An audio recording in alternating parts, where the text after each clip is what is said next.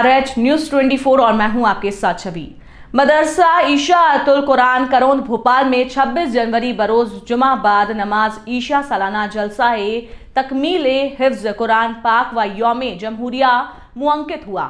जलसे का आगाज कुरान पाक की तिलावत से मदरसे के तालिब इल्म मोहम्मद शादाब ने किया। उसके बाद नजराना अकीदत मदरसे की ही तालिब इल्म ने पेश की और उसके बाद शहर बेगमगंज से तशरीफ लाए हुए मेहमान काजी शहर बेगमगंज मुफ्ती मोहम्मद असालत साहब का ईमान अफरोज खिताब हुआ।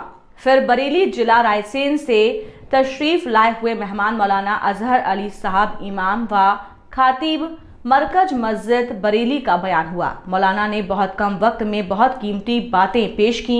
उसके बाद जलसे के सदर फखरे भोपाल नायब काजी रियासत भोपाल हजरत मौलाना मुफ्ती काजी सैयद अली कदर साहब हाजरीन मजलिस से रूबरू हुए। हजरत के बयान से एक समा बन चुका था। आखिर में शान मध्य प्रदेश हम सब के सरपरस्त अमीर शरियात मुफ्ती आजम हजरत मौलाना मुफ्ती मोहम्मद अहमद खान साहब का बयान हुआ। हजरत वाला ने हालात हाजरा पे रोशनी डालते हुए कहा, मुसलमानों अगर उलमा इकराम की नहीं मानी तो कहीं के नहीं रहोगे। और हजरत वाला ने अपने अपने मोहल्ले में इस तरह के प्रोग्राम करने की अपील भी की।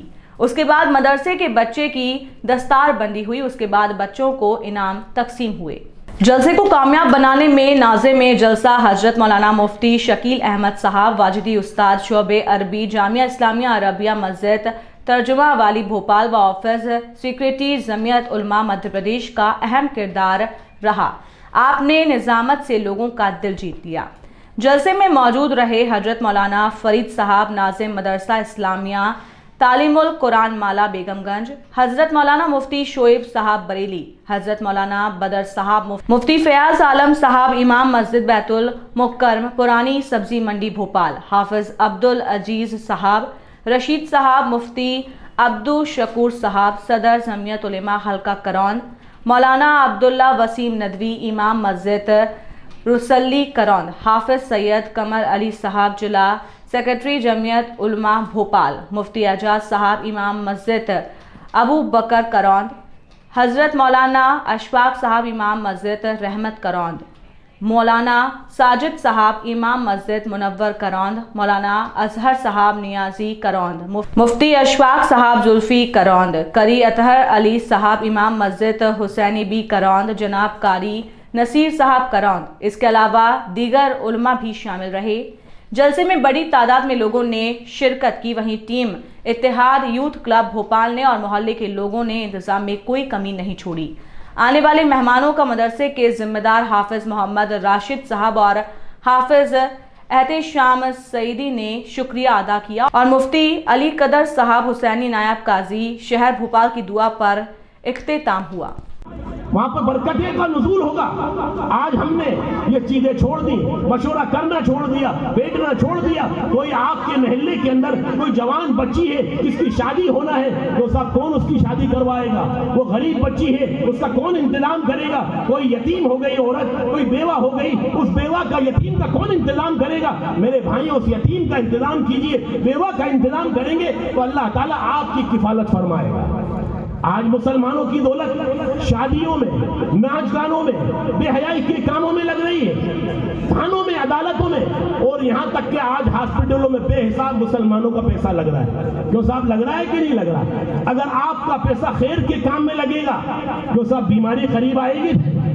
क्यों साहब बीमारी परेशानी आएगी, मुसीबतें आएंगी? आप अपने पैसों को खैर के काम में लगाइए। उस खैर के काम की वजह से इंशाअल्लाह आपके अंदर परेशानी, मुसीबत, तकलीफें, बीमारी सब दूर हो जाएंगी। तो मेरे भाइयों, ये खैर के काम है, करने के हैं। आप लोग मशवरा करें, मैं एक मस्जिद के अंदर एक ऐसा अपना इमाम बनाए, इंतखाब करके या उसको चुन के या मशवरा करके, जिस तरह भी चाहे, सब इत्तेफाक राय से जब आपका अमीर होगा मस्जिद का, तो इंशाअल्लाह कभी परेशानी नहीं आएगी, कभी تکلیف نہیں آئے گی. میں آپ کے سامنے یہ چند باتیں رکھتا ہوں اور میں تمام اہل محلے کا اور خاص طور سے حافظ قاری احتشام صاحب کا مشکور اور ممنون ہوں کہ وہ ماشاءاللہ ہر سال اس بستی کے اندر یہ مدرسے کا جلسے کا انعقاد کرتے ہیں. وہ قابل مبارک ہے. اور میں ان سے ہی نہیں جتنے ہیں علماء بیٹھے سب اپنے اپنے محلوں میں اپنی اپنی بستیوں میں ایسے جلسوں کا انعقاد کیا کریے. اگر کریں گے یہ جتنے لوگ بیٹھے ہیں وہ جتنی مائیں ہماری پردہ نشین گھروں میں بیٹھی ہیں وہ دین کی باتوں کو سن رہی ہیں. کیوں صاحب ہر محلے میں ہوں گے ایسے پروگرام تو کیوں صاحب سدھار آئے گا یا نہیں آئے گا یا بگاڑ آئے گا؟ میرے بھائیو سدھار آئے گا. بعض ہمارے ہی مخالف اس کی مخالفت کرتے ہیں. ارے صاحب ان جلسوں سے کیا ہوگا, ان جلسوں سے کیا حاصل ہوتا ہے, ان سے کیا ملتا ہے؟ میرے بھائیوں کوشش کرنا ہمارا کام ہے, ہدایت دینا اللہ کا کام ہے. اور آج ہم کیا چاہتے ہیں کہ ہم ہدایت دے دیں. کیوں صاحب ہم یہی کر رہے ہیں نہیں کر رہے کہ نہیں صاحب آج ہدایت ہمارے ہاتھ میں آ گئی. میرے بھائیوں آپ کا اور ہمارا کام کوشش کرنا ہے. ہم نے کوششیں کرنا چھوڑ دی, ہم نے محنتیں کرنا چھوڑ دی تو اللہ تعالیٰ نے بھی اپنی مددیں اٹھا لی. جب آپ کوششیں کریں گے, آپ کام کریں گے علاقے میں, محلے میں, بستی میں, اس کی پرواہ نہ کریں کہ جلسے میں 10 لوگ آئیں 50 لوگ آئیں. میں کل جلسے میں گیا, ایک نیا مدرسہ قائم ہوا, 100-200 لوگ بیٹھے تھے. وہاں کے کچھ علماء تھے وہ چاہتے تھے کہ جلدی سے بیان ختم ہو جائے, وہ جلدی سے جلسہ ختم ہو جائے, ہم اپنے اپنے گھر جائیں. میں نے کہا بھائی اس بیچارے نے کتنی محنت سے جلسہ کیا, کتنی محنت سے اس نے بیچارے نے انتظامات کیے. ہم یہ کہیں کہ اس کا کوئی مقصد نہیں. میرے بھائیوں آج 100 ہیں, کل 200 ہوں گے, پرسوں 300 ہوں گے. انشاءاللہ یہ تعداد بڑھے گی اور ایک دن ہزاروں کی تعداد ہوگی اس محلے میں. اس کے ذریعے سے سدھار آئے گا, اس کے ذریعے سے ہماری بچیاں, ہمارے محلے, ہمارے جوان بچے سدھریں گے. میرے بھائیوں جلسے کرنا چاہیے, اس کی مخالفت نہیں کرنا چاہیے بلکہ اس کا تعاون کرنا چاہیے. اللہ کے رسول نے فرمایا کہ جو تعاون کرتا ہے خیر کے کام کے لیے, خیر کے کام میں جو مددگار ہوتا ہے اللہ تعالیٰ اس کی مدد فرماتے ہیں. تو ہم خیر کے کام کریں گے انشاءاللہ, کریں گے نا سب انشاءاللہ. اور میں تمام مدرسے کے اساتذہ, یہاں کے ملازمین اور جن لوگوں نے اہل محلے نے اس جلسے کا انعقاد کیا میں ان کا بھی مشکور و ممنون ہوں. جس لائن سے, جس محنت سے, جس کاوشوں سے, کوششوں سے آپ نے یہ جلسے کا انعقاد کیا ہے, یہی جانتے ہیں احتشام صاحب کہ کتنی پریشانی ہوتی ہے, کتنی محنتیں ہوتی ہیں. اللہ تعالیٰ ان کے اندر اور حوصلہ پیدا فرمائے اور جذبہ پیدا فرمائے, اور کریے اور جلسے کیجئے اور پروگرام کیجئے. آپ پرواہ مت کریے, انشاءاللہ اللہ کی مدد آپ کے ساتھ ہوگی, اللہ کی نصرت آپ کے ساتھ ہوگی. آپ کا مدرسہ, آپ کا مکتب ترقی کرے گا. وہ ترقی کرتے کرتے انشاءاللہ ایک دن دارالعلوم کی شکل اختیار کرے گا. اللہ تعالی ہم سب کو کہنے سننے سے زیادہ عمل کی توفیق نصیب فرمائے. وآخر دعوانا الحمدللہ رب العالمین. سب کے سب لوگ قرآن شریف کا دوسرا حق یہ ہے, یا کہہ لیجئے کہ پہلا یہ ہے کہ قرآن شریف پہ ہم ایمان لائیں. یہ اللہ کی کتاب ہے, الذین یؤمنون بالغیب. قرآن شریف جو کچھ کائنات کے بارے میں کہتا ہے, انسان کے بارے میں کہتا ہے, آخرت کے بارے میں کہتا ہے, جنت کے بارے میں کہتا ہے, جہنم کے بارے میں دیے گئے. اور 1 سال محنت کے بعد اس نے یہ کہا کہ اب میری کتاب تیار ہے. جب لوگوں کے کانوں میں یہ کتاب کے الفاظ پڑھیں گے تو لوگ قرآن کو بھول جائیں گے.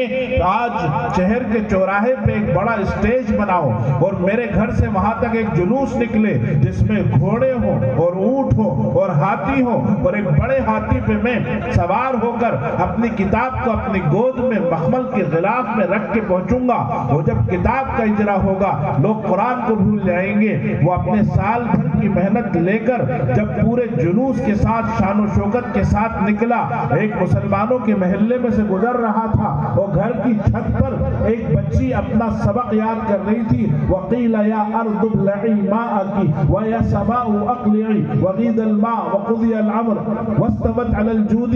یہ ایک آیت کے یہ 5 ٹکڑے وہ ہمک کر اور اچھی آواز میں جو پڑھ رہی تھی, عبداللہ ابن مقفع کے کان میں پڑا کہ یہ کیا پڑھ رہی ہے. لوگوں نے کہا کہ یہ قرآن کی ایک آیت ہے, ایسی 6500 آیتیں قرآن میں ہے. کہا خدا کی قسم کہ یہ قرآن کی آیت ہے؟ کہا کہ ہاں. اس نے اپنی کتاب اٹھائی اور پھینکی اور اپنا سر پیٹا اور کہا کہ میرے سارے سال کی محنت اس ایک آیت کا مقابلہ نہیں کر وقنا عذاب النار اللهم ربنا هب لنا من ازواجنا وذرياتنا قرة اعين واجعلنا للمتقين اماما اللهم ربنا ظلمنا انفسنا وان لم تغفر لنا وترحمنا لنكونن من الخاسرين کیونکہ یہ مسلمانوں کا محلہ ہے، یہ مسلمانوں کا علاقہ ہے، بہت بڑی تعداد مسلمانوں کی ہے، تو میرے مسلمانوں سے یہ درخواست ہے، مسلمانوں اور آپس میں محبت سے رہو، اتفاق سے رہو، اتحاد سے رہو، لڑو مت، جھگڑو مت، آپس میں ایک دوسرے کی کوئی بات ہو جائے، کوئی بات ناگوار گزر جائے تو اس کو برداشت کر لو، اس کو پی جاؤ، ایک دوسرے کی گریبان مت پکڑو، ایک دوسرے پر حملہ آور مت ہو، میرے بھائیو اتفاق سے رہو گے، اتحاد سے رہو گے تو انشاءاللہ دنیا میں بھی ترقی کرو گے، آخرت میں بھی ترقی کرو گے۔ میں آپ سے یہی باتیں کہہ کے اپنی بات کو ختم کرتا ہوں، وہ زیادہ بات کو لمبا نہیں کروں گا، اس لیے کہ ابھی بچوں کو انعام دینا ہے، قرآن ختم کیا جائے گا، قرآن کو مکمل کیا جائے گا، آپ کے سامنے ابھی بچے قرآن پڑھیں گے اور آپ اس قرآن کو سنیں گے، اس کے بعد دعا ہوگی، انشاءاللہ اس دعا کے بعد آپ تشریف لے کے جائیں، لیکن ایک بات ذہن سے سوچ لیں، جو میں نے بات کہی تو صاحب وہ ذہن میں رہے گی یا نہیں رہے گی، یا نکل جائے گی؟ غیروں کے مذہب کو قبول کر رہے ہیں، جو صاحب کر رہے ہیں نہیں کر رہے؟ کتنے سارے اسکروت کا مجھے معلوم ہے، کتنے سارے شہر بھوپال کا مجھے معلوم ہے، ابھی آپ کے سامنے کتنے قصے بتاؤں میرے بھائیوں، سینکڑوں قصے ہیں جو جوان بچیاں، خاندان کی وہ بچیاں جنہوں نے کبھی گھر سے نکلی نہیں اور وہ غیروں کے اسکولوں میں جاتی تھی، غیروں کے اسکولوں میں پڑھتی تھی، انہوں نے ان کے ساتھ تعلیم حاصل کر کے، ان سے دوستی کر کے وہ غیروں کے ساتھ چلی گئیں اور وہ مرتد ہو گئیں، ان کے ماں باپ پھر رو رہے ہیں کہ صاحب کیا کریں، ہماری بچی کا کیا ہوگا؟ میرے بھائیوں، جب چڑیا چگ گئی کھیت رونے سے کیا فائدہ؟ آج وقت ہے، آج آپ کے پاس ٹائم ہے کہ آپ اپنے بچوں کو اسکولوں سے نکالو، آپ اپنے بچوں کو دینی تعلیم دو، آپ اپنے بچوں کو اسلامی اسکولوں میں بھیجو، مسلمانوں کے اسکولوں میں بھیجو۔ مسلمانوں، آپ کے خلاف سازشیں کی جا رہی ہیں، آپ کے خلاف مرتد کرنے کی سازشیں کی جا رہی ہیں، مسلمانوں کے لیے ایسے پلاننگ کیے جا رہے ہیں، آپ کو اس کا اندازہ نہیں ہے۔ مسلمانوں، اگر آپ نے ہوش کے ناخن نہیں لیے، آنکھیں کھولی نہیں، آپ نے اپنے دل اور کلیجوں کو بڑا نہیں کیا تو کل آنے والا وقت، آنے والا زمانہ ہمارے لیے بربادی کا سبب بنے گا۔ پھر جب ہم کہیں گے ارے صاحب یہ کیا ہو گیا، میرے بھائیوں جب سب کچھ لٹا کے ہوش میں آئے تو پھر کیا؟ اب کوئی فائدہ نہیں۔ ہوش یہ ہے کہ ابھی لے لیں، ہوش کے ناخن ابھی لے لیں، ہوش کی آنکھیں ابھی کھول لیں، اپنے بچوں کی نگرانی کریں، اپنی بچیوں کی نگرانی کریں، ہماری بچی کہاں جا رہی ہے، کس سے مل رہی ہے۔ مسلمانوں کے تعلیم کے نام پر ہماری جوان بچیاں ایمان سے دور ہو رہی ہیں، یہ کس کی ذمہ داری ہے، یہ کس کا کام ہے؟ آج ہم نے چھوڑ دیا کہ نہیں صاحب نماز پڑھ لو، روزہ رکھ لو، بیان کر دو، لیکن اس کی بات کون کرے گا، کون سمجھائے گا؟ مسلمانوں، اب کوئی نبی آنے والا نہیں، نبی بھی آ گئے، رسول بھی آ گئے، شریعت بھی مکمل ہو گئی۔ میرے بھائیوں، یہی علماء آپ کو سمجھائیں گے، یہی علماء آپ کو بتائیں گے۔ اگر آپ علماء کی مانو گے تو انشاءاللہ دنیا میں بھی کامیاب رہو